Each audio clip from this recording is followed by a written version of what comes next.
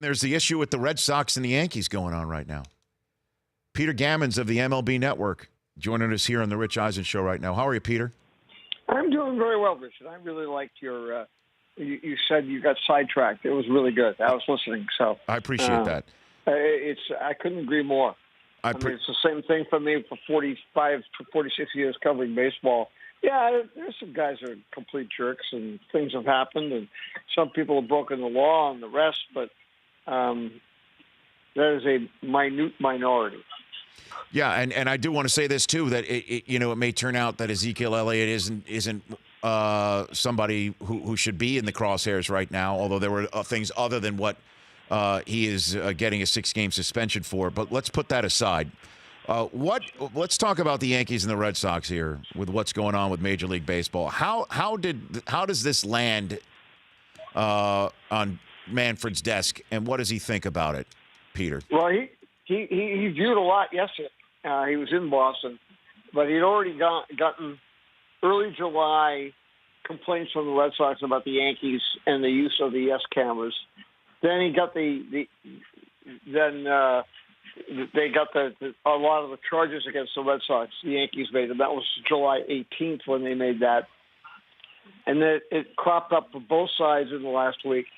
I mean, listen, there are very few people ever been in journalism that are better than Michael Schmidt. I mean, and so, and I'm a huge Brian Cashman believer in his integrity and all the rest.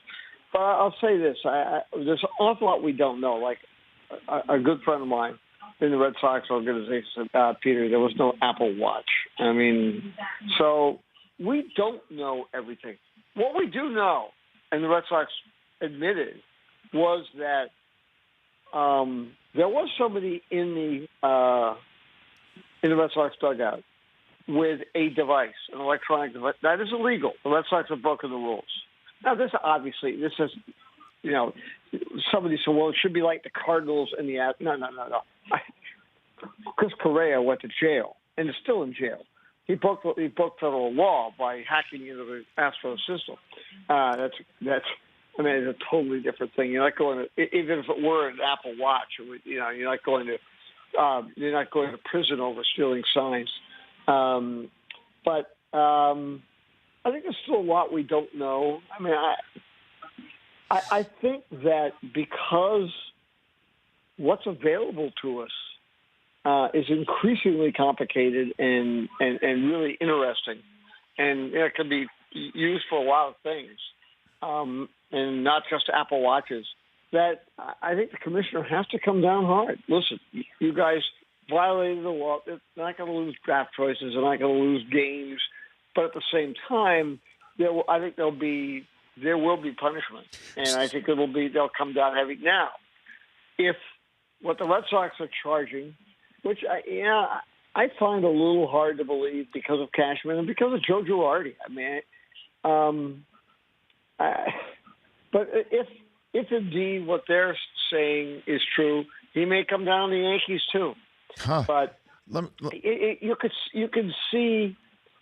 I mean, I've been through so many of these scoreboard in Chicago at the old Comiskey Park. The Minnesota Twins with the having the monitor right around the corner from where the manager stood in the dugout once they moved into the Metrodome. Into the Metrodome. Right, I remember that. I once had a pitching coach make me watch video with sound because the microphone was on the screen, so you could hear a lot of things that you normally wouldn't hear in a broadcast. I watched it for an hour and 5 minutes about the Indians tapping their bats, and this would tell hitters. And if you follow the story this morning about the guy in the video room, then sending information to the assistant trainer with a watch, and then a player passing on that information to a runner at second base. How much time? It's about 3 or 4 seconds between when the pitcher gets the sign and when he goes into his windup. That's not a practical. Yeah, it does stretch credulity there, Peter. Okay. The one thing would be location, because location can also tell you if it's down and away, or in certain situations, you have a pretty good idea that it's a breaking ball or a fastball. That's fine. But let me tell you that Peter Gammons of the MLB Network here. So let's just take this piecemeal. You're saying that you've spoken to someone in the Red Sox organization that says flat out there was no Apple Watch involved in this situation. Right, but there is something else. Okay. So that's a technicality. Okay. So let's just. It made for a lot of fun. I was wondering if I should go buy one today. What can I do with it? Can I change some grades from like 50 years ago? Maybe. You never know. There might be an app for that too, Peter.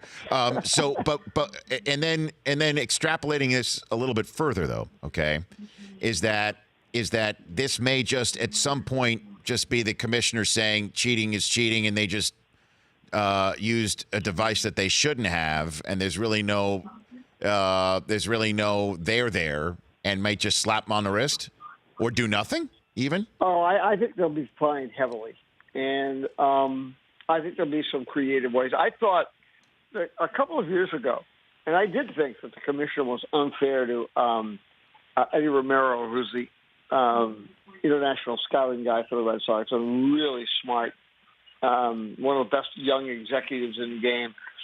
They were doing things where they would, in Venezuela, where guys, young players coming up that they hope to sign would be training with certain guys. If the trainer could get 3 guys $300,000 apiece, rather than one guy getting 500, one guy getting 300, and one guy getting 100, they would bundle them together, and that is illegal. You know, this at the time. They admit, probably 15 to 20 teams do it. But he really came down and took away their right to sign international players for 2 years. And so, well, I thought they came down too hard because there were so many teams. But that's okay. I mean, it's you live with it. You get punished. Well, in terms of what other teams do, Peter, the fact that this may be born out of what a lot of teams do with video replay systems put in recent years, because teams, before they are challenged, have somebody look at the replay themselves, right? Absolutely. Before figuring out how to, and with the NFL, the difference is with the NFL and Major League Baseball is that there isn't a camera in the NFL on the person sending in the signs, because they can send in the signs through a helmet. Do you think baseball will either, through this, with this thing, either A, remove or change the video replay system to just remove this video out, although you could still get it, I guess, watching games, as the Red Sox are accusing the Yankees of using their camera, or B, doing what the NFL does, removing the old school catcher flashing signs to the pitcher, and that somebody from the dugout can call the game with a piece in the catcher's ear and the pitcher's ear, Peter? The problem that's there is that the games are televised. They have an in-house camera. So much of advanced work in terms of scouting comes from the video. I mean, they have it. A lot of teams still have advanced scouts, but they break it down with it. They have whole teams of people who break down other teams, and it's a very complicated process. They probably have 4 different camera shots, but I mean, if you're watching, no matter what you're watching, what network, if it's Yes or Nesson, or you're fortunate enough to watch the Dodger Network, you're going to be able to see basically what the catchers are putting down, and you can see location. So. And that's what's used for scouting, and that's not going to change. So they have to figure out how they go about it a little bit better. But I mean, it also can be, I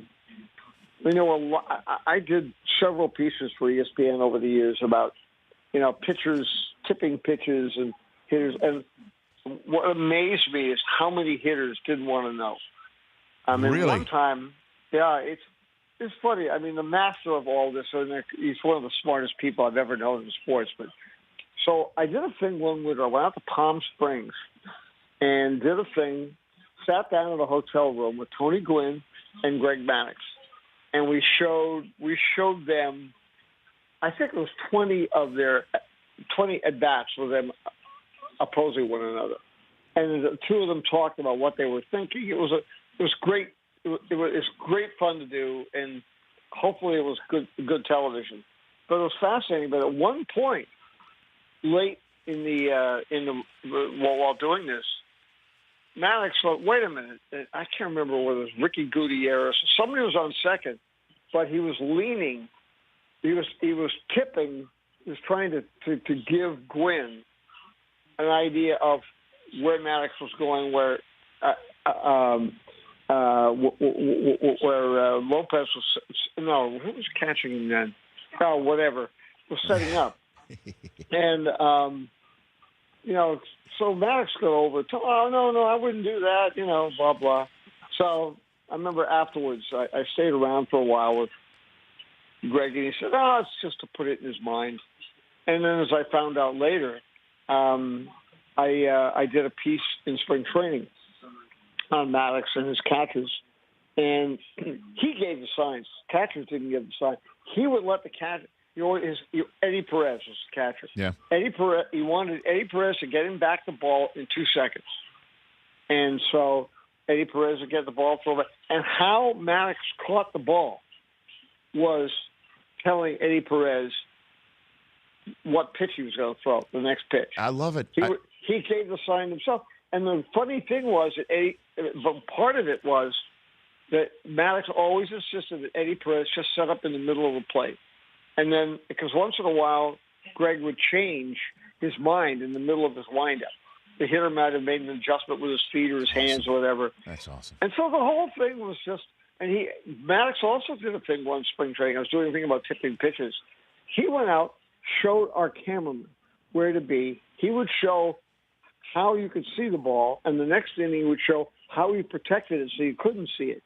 So no third base coach, nobody could tip the hitter. It was fascinating. But Maddox was giving Tony Gwynn grief about getting pitches tipped to him when you couldn't have tipped Maddox's pitches anyway. I love it. Peter, you're the best. Thanks for calling in. Thank you, bud.